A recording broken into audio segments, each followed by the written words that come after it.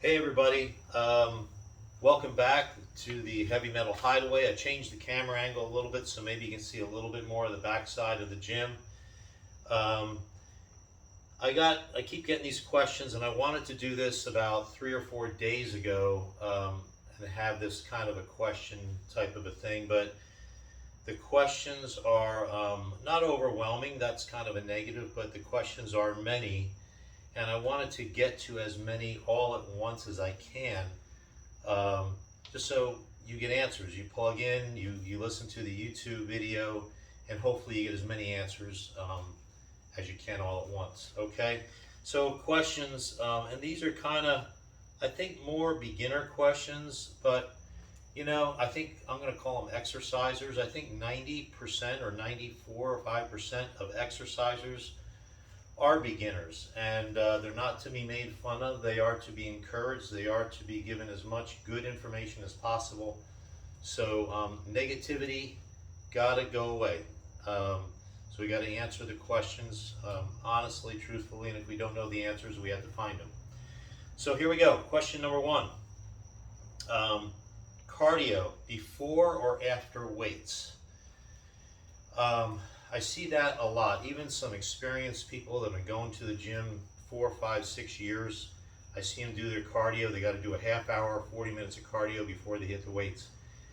And what you need to know is, while it does depend on your goals, if you are into a bodybuilding, muscle building, and then fat reduction training module, that's what you do, that's your goal, then you really want to do as little cardio as possible before your weights, because you don't want to tire out the muscle. Within your muscle is glycogen. Glycogen makes the muscle contract, okay? If you do a whole lot of cardio and tire yourself out and get rid of that glycogen, by the time you get to the weights and the plates and the cables and the dumbbells, you're not going to have that glycogen or as much of it within your muscles to make your muscles contract. Therefore, that's going to inhibit your ability to lift the heavier weights and grow. Okay?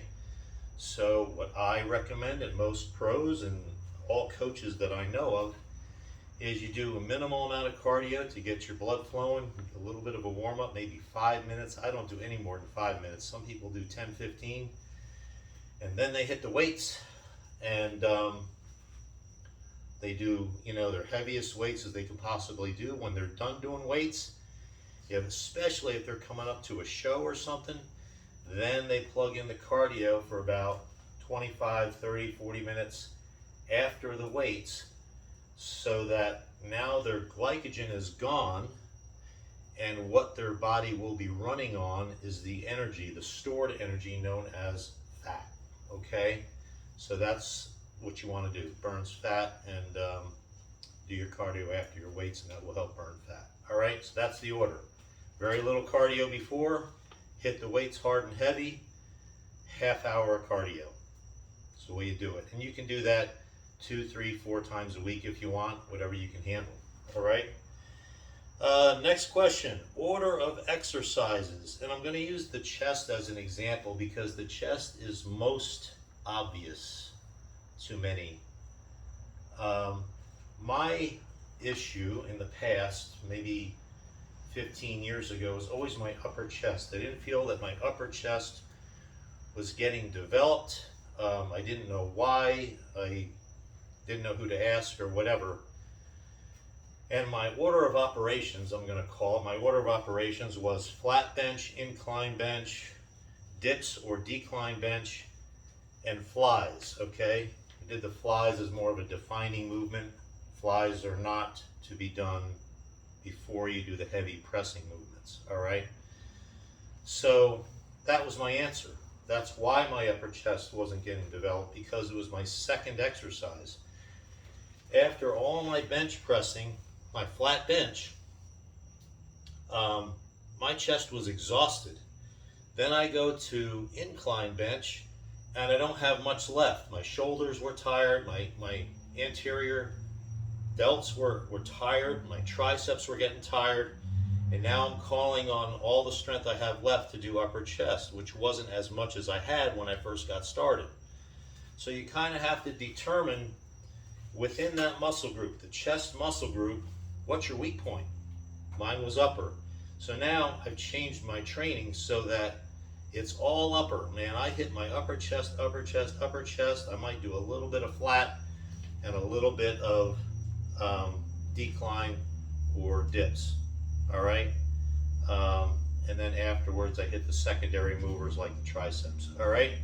So look at your muscle group, whether it's back, whether it's chest, whether it's leg, determine which part of that is your weak point. And that's what you want to nail first with the heavy movements. All right. Then you're not as exhausted and you can go about and work your other better developed portions of that muscle group. Last question for tonight. Same body part. Let's say you're working chest. Really any body part will do. Same body part. How many times should you work that out a week? Somebody says, I want to work my chest out 3 or 4 times a week. And I'm just going to say no, no, no.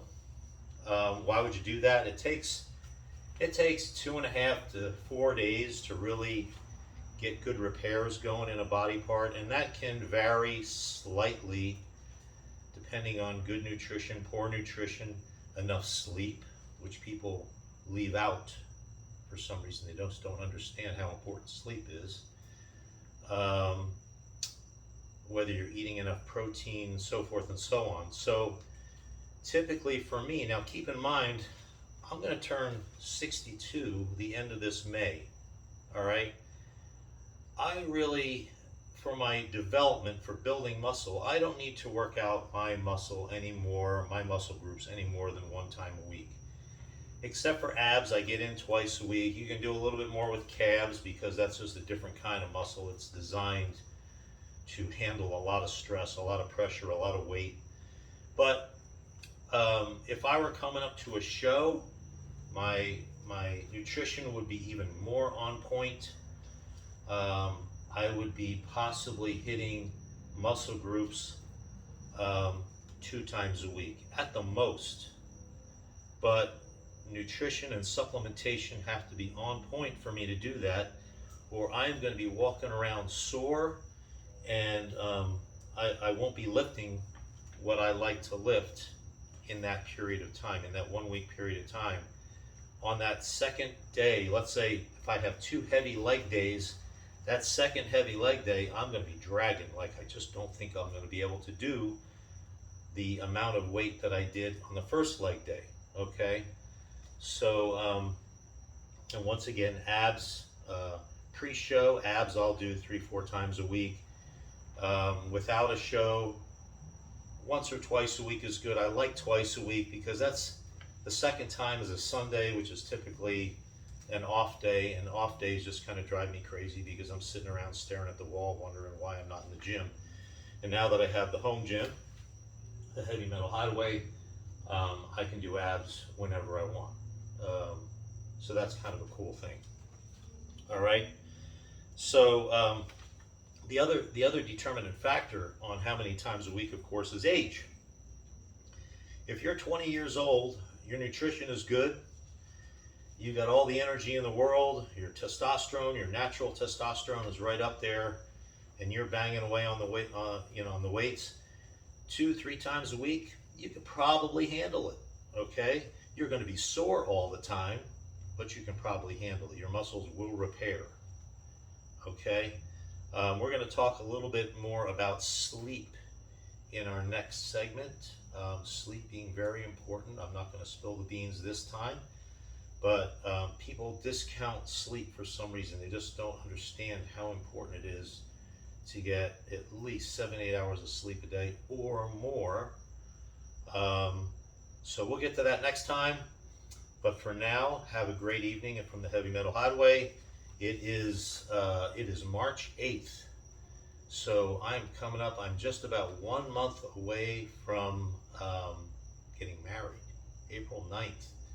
I'm getting married to Evilise, and it's going to be such a special occasion. I look forward to it. Maybe I'll post some pictures or something up on the business website, but we're gonna have a good time doing that.